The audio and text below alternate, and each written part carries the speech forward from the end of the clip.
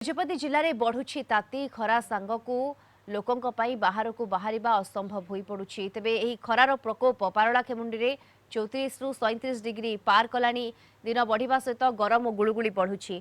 लोके बाहर को बाहर एक प्रकार मुस्किल हो पड़ुछि। एने स्थानीय बासिंदा सहित आलोचना करिसेंति आम गजपति प्रतिनिधि संतोष कुमार पट्टनायक। दिन को दिन जदि कहबा गजपति जिल्ला रे वर्तमान ग्रीष्म प्रभाव देखा मिलूँ। मुख्य करी पालाखेमुंडी अंचल रे जो जिल्लार सदर महकुमा रही सेठारे पारा वर्तमान 37 ऊपर को पहुंचलानी। कौन कहे वर्तमान जदि कहबा ये जो खरार तांडव केमिति असुविधा होची आपण माने? बहुत खरा होची। मझिरे टिके वर्षा हवा परे टिके लोकन को शांति मिलिथिला।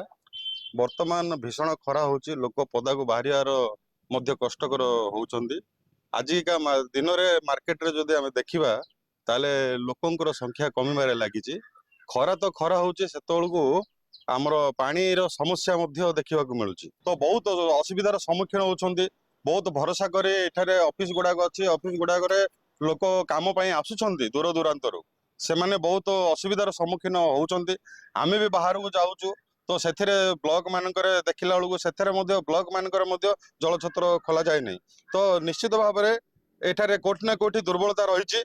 तो मु अनुरोध करने चाहूँगी प्रशासन को अति शीघ्र जलछत्र व्यवस्था करंतु।